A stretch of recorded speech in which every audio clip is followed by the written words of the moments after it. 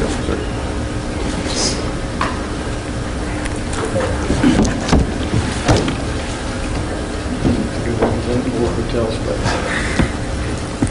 is social distance.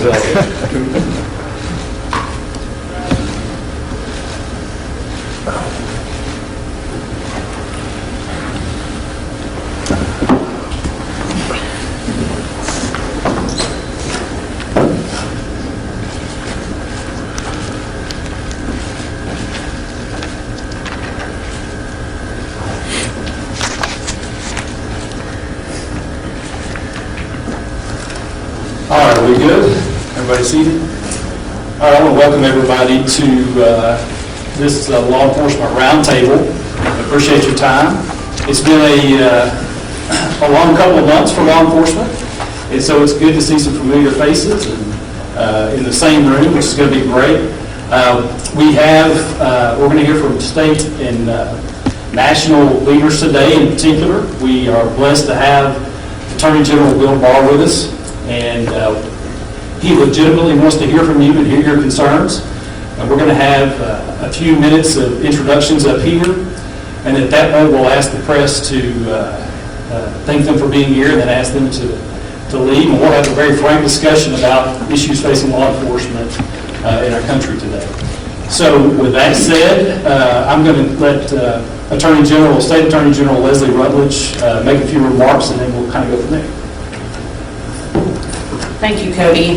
What an honor it is to have Attorney General Barr with us today. And Attorney General, thank you for all the work with the Department of Justice that we work with on a daily basis, and officers and the attorneys with the Justice Department. Also glad to be here with Senator Cotton, Congressman Hill, and of course my good friend, U.S. Attorney of the Western District, Cody Hiland.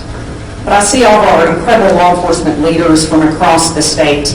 And this is really, as I look around the room and all of our familiar faces, General, this is our law enforcement family in Arkansas.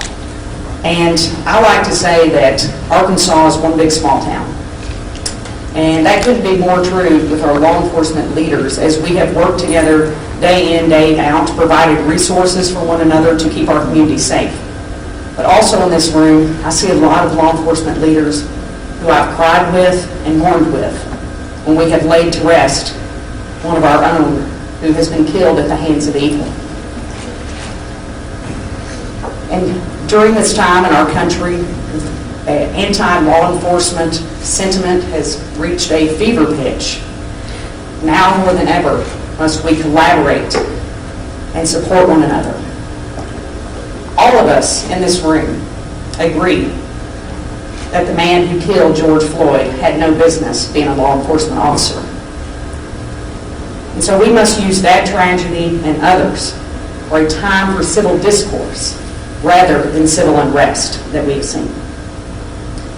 We as Americans must come together and work heart to heart and stop fighting one another eye to eye, because that's what those who wish to destroy our country and to eat at the rule of law want us to do. With that, I'm glad to be here today. Thank you, Cody, and thank you again, Attorney General Barr. Now I think we're going to hear from Congressman French Hill. Congressman.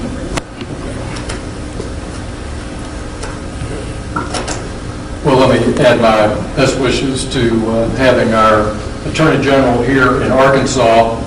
Back in September 1991, President Bush asked me to leave the Treasury Department and go to work for him at the White House, leading the economic policy operation. And just a couple months later, Bill Barr, then 42 years old, became our Attorney General. President Bush, when he was introducing Bill at his swearing-in ceremony, quoted Shakespeare and said, "Young in limb, in judgments old," is a compliment to the great wisdom of Bill Barr. So, Mr. Attorney General, I'm sure Shakespeare today might say, "Age cannot wither." So we're very glad to have you in Arkansas. I too want to salute the important work of our law enforcement communities across the state of Arkansas, particularly here in the 2nd Congressional District. You know, peaceful protest is enshrined in our Constitution and fully protected. But we cannot condone directly or by silence looting, mayhem, violence, or attacks on our law enforcement officers. One attack too many, and those who try to harm our officers have to be brought to justice. As Attorney General Rutledge just said, we have to set a good example here and recognize that all Americans need to reject that kind of preaching a gospel or envy or hate. We also have to recognize that the calls to defund the police or defund ICE are calls to do away with law and order that secure our families and secure our communities, and that don't allow us to pursue life, liberty, and the pursuit of happiness. So, Bill Barr, welcome to Arkansas, and you'll be hearing some terrific work here on what we're doing about reentry in Arkansas as a leader in the country, in my view, that's keeping in step with the First Step Act signed into law by President Trump. You'll hear about the success we've had with crisis stabilization units led by Governor Hutchinson here in the state that are diverting behavioral health cases out of jail and to treatment. And you'll hear about the work we're doing. Particularly, I'm proud to work with Senator Cotton on stopping the scourge of fentanyl coming into our country. So, Mr. Attorney General, welcome to Arkansas, and thanks for being here. I want to thank the Attorney General, Bill Barr, for his visit to Arkansas today, and I want to thank him more importantly for his service to our nation. As French said, he served as Attorney General almost 30 years ago, and after I was elected to public office, Bill became a good mentor and advisor of mine when it came to criminal justice matters and matters related to the Department of Justice. So I was very pleased when President Trump nominated him for a second go-around on the Department of Justice. And Mr. Attorney General, as you heard, you'll find a wide cross-section of law enforcement officials here today, not just some who work with you in our United States Department of Justice, but state officials and local officials from all across the state, which I think reflects a fundamental truth about law enforcement, is that our police officers, our sheriff's deputies, our narcotics officers, our prosecutors live and work and worship and play with the very people they are trying to protect. And that is why they are so dedicated to the public safety of the citizens of the state of Arkansas and to our great nation. That's why they stand for the rule of law against mob violence in our streets. And I'm very eager for you to hear from all of them today, and I know that they're eager to hear from you. So I'll hand the microphone over to you, and let's all give a warm welcome to our Attorney General, Bill Barr.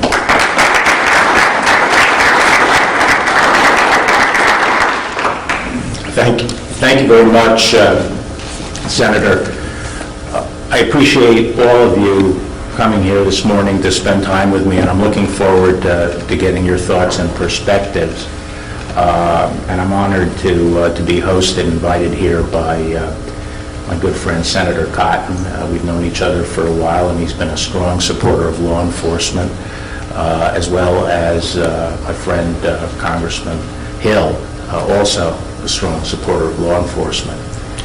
I think you all know that President Trump is strongly committed to law enforcement, the rule of law, supporting law enforcement agencies, state and local agencies, building the partnership that we've enjoyed between the state and local law enforcement and the federal law enforcement agencies. And frankly, part of the real attraction for me coming back once again into the position of Attorney General was, can people hear me?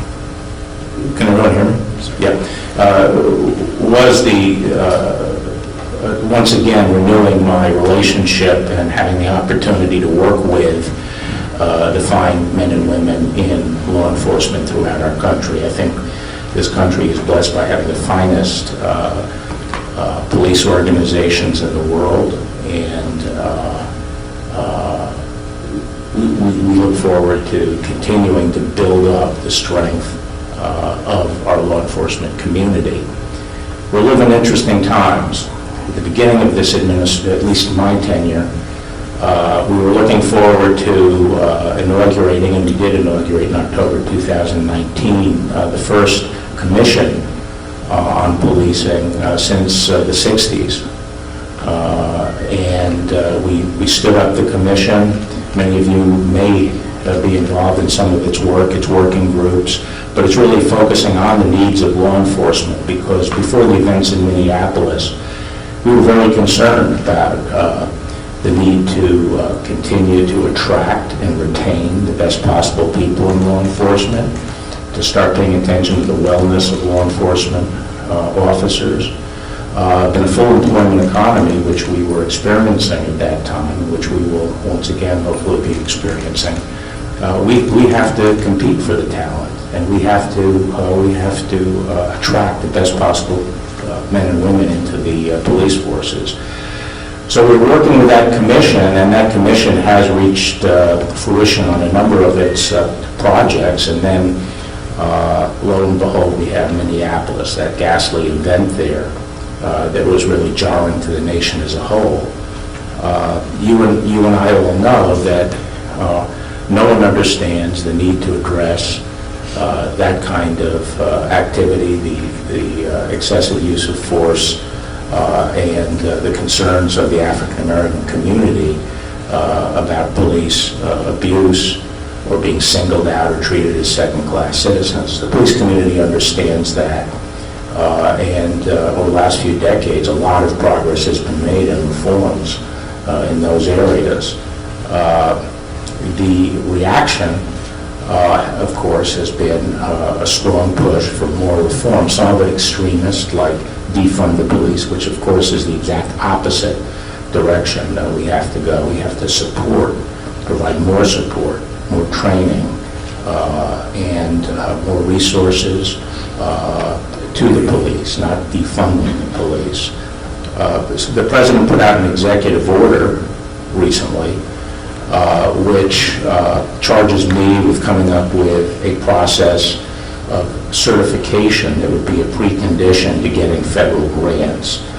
And we're working with the Police Commission that I discussed earlier, and our U.S. attorneys, working with state and local law enforcement leaders to set up a system or piggyback onto a system that will allow us to insist on some basic criteria that we want law enforcement agencies to have in place before they're eligible for grants. There are a number of other aspects to that executive order, which I can discuss if you wish during the Q&A, but that's one line of effort. Then that event in Minneapolis, the killing of Mr. Floyd, led to legitimate demonstrations, which were then hijacked by a hardcore group of extreme violent instigators, and we've had rioting throughout the country. It has abated somewhat from its peak, but there's still outbreaks of it. We started addressing that through the joint terrorism task forces, which are in our districts, which are under the FBI, but obviously the U.S. attorneys are deeply involved, as are the state and local law enforcement agencies.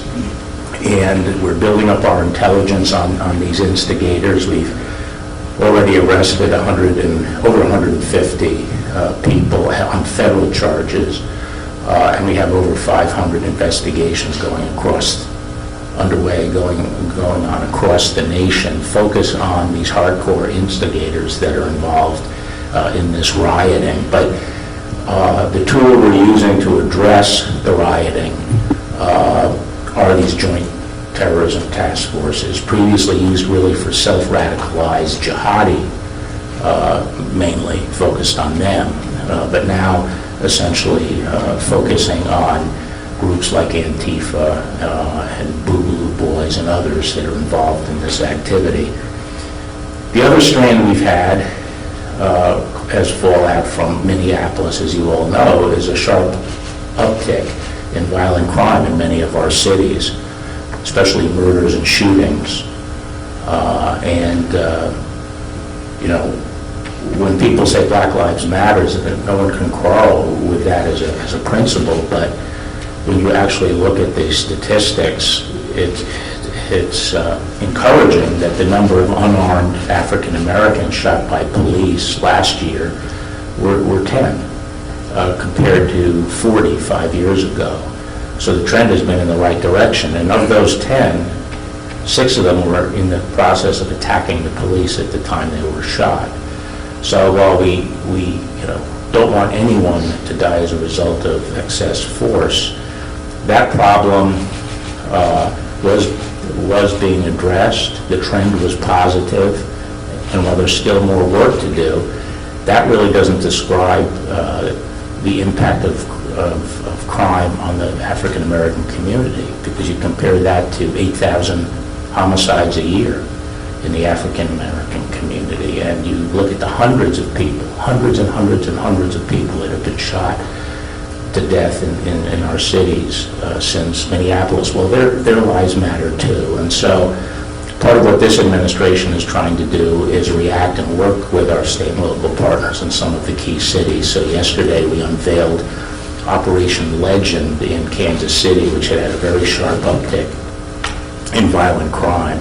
And, you know, we're going in with over 200 agents to go after the gangs that we believe are responsible for those shootings. And the president's made clear that if the state and local government wants us to come in to help, we're glad to come in and help try to deal with this upsurge in violent crime. But we're faced with a challenge that's sort of new in recent years, and that is some state and local governments are not interested in maintaining law and order in their cities and are not willing to work with the federal government on doing that. And that makes it hard for us as the national government to try to address the mob violence that's going on all around the country unless we have the support of state and local law enforcement. Where we do, we'll work with them on addressing it.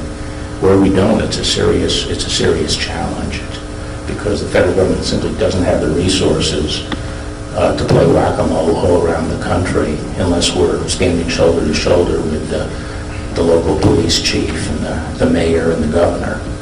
So those are sort of my initial overview of some of the challenges we're facing right now, and I'm interested in hearing from you, your comments, perspectives, suggestions, or criticisms. Thank you. All right, well, we're going to go into a time of question and answer and being able to interact with the Attorney General. And so we'll ask the press if they will to kindly exit stage right. Thank you, guys.